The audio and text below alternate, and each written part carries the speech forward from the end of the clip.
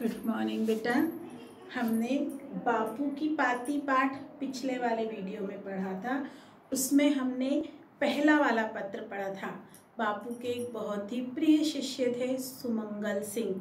उन्होंने बापू को अपनी समस्याएं बताई थी। वो बहुत बीमार थे, बापू से दूर थे, तो वो बापू को अपनी प्रॉब्लम, अपनी समस्याएं पत्र के द्वारा बताया करते थे और बापू पत्र के द्वारा ही उनकी समस्याओं का हल उन्हें बताया करते थे।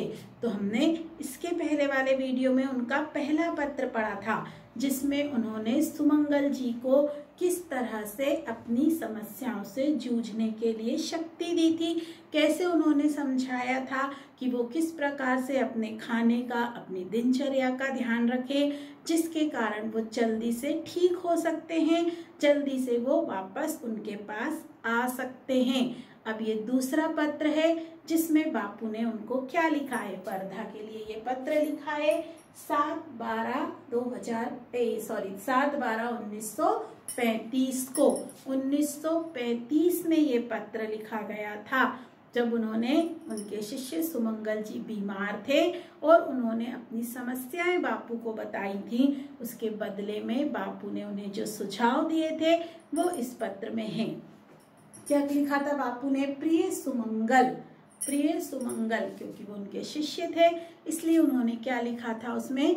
प्रिय सुमंगल, तुम्हारा पत्र आया, मुझे तुम्हारा पत्र मिला है। तुमने मुझे पत्र के द्वारा बताया है कि तुम अपनी माता के पास चले गए हो, तुम अपनी माँ के पास हो। मुझे ये सुनकर बहुत खुशी हुई है। तुम्हारी शांति चिरस्थायी हो। तुम्हें अपनी माँ के पास रहने से जो शांति मिल रही है, जो सुख मिल रहा है, वो हमेशा के लिए हो। संयम शक्ति बढ़े तुम्हारे अंदर, तुमको हर चीज को सहन करने की शक्ति बढ़े।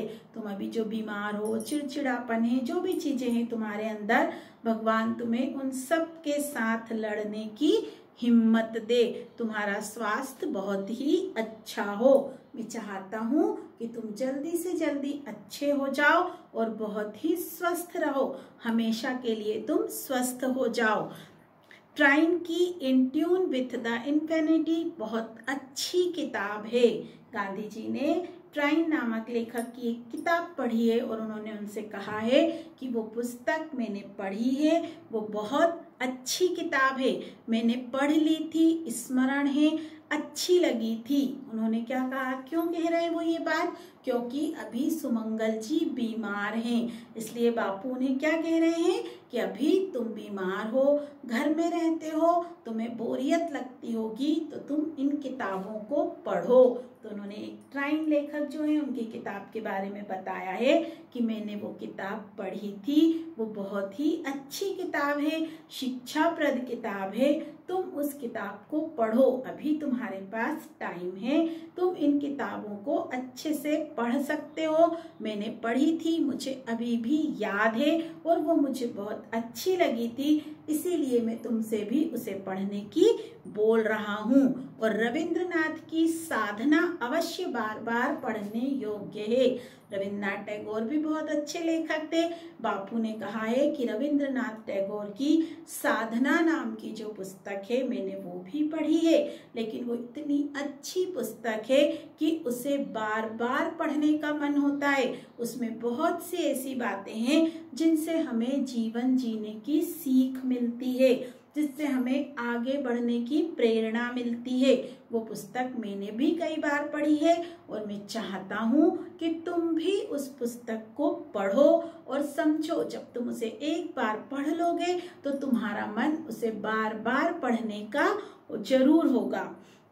एक बात याद रखना, पढ़ना अच्छी आदत है। गांधी जी क्या कह रहे हैं कि मैंने तुमसे कहा है कि तुम किताबें पढ़ो, तो मुझे पता है कि तुम किताबें पढ़ोगे और तुम जानते हो किताबें पढ़ना बहुत अच्छी बात है। हमें किताबें हमेशा पढ़ते रहना चाहिए। आजकल आप लोग किताबें नहीं पढ़ते हैं, कार्टून देखते हैं, टीवी देखते हैं, वीडियो गेम खेलते हैं, लेकिन पहले के समय में ये सब चीजें नहीं हुआ करती थी।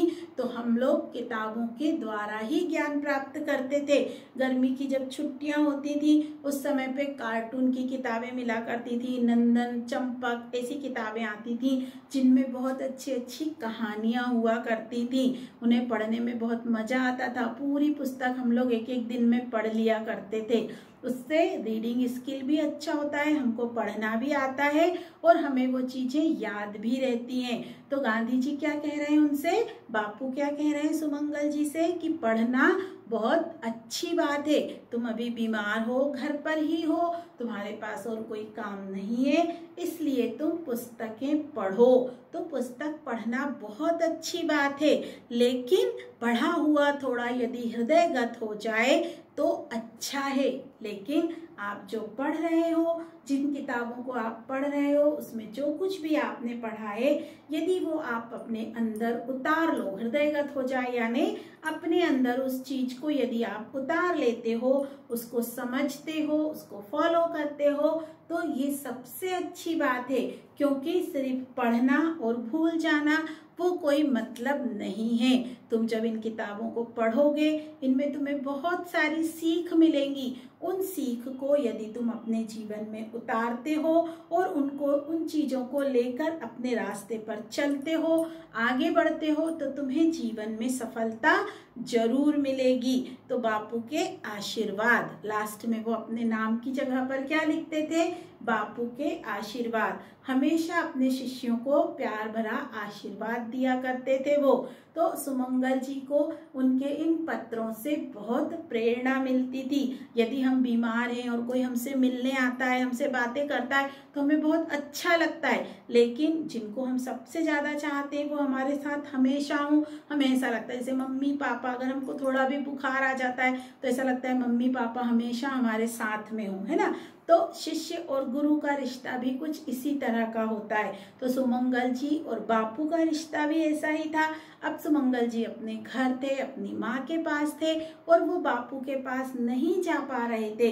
तो बापू उन्हें पत्र के द्वारा ये एहसास दिला रहे थे कि वो हमेशा उनके साथ हैं, उनके आसपास हैं। उन्हें बता रहे थे कि उन्हें किस तरह से रहना है। पहले वाले पत्र में उन्होंने बताया था कि तुम्हें टाइम पर खाना खाना है। मुझे पता है कि अभी तुम बीमार हो तो तुम्हें खाना अच्छा नहीं लगेगा, तुम्हें लगेगा कि मैं कुछ भी ना खाऊं, लेकिन ये गलत बात है। यदि आप बीमार हो तो खाना बहुत जरूरी है।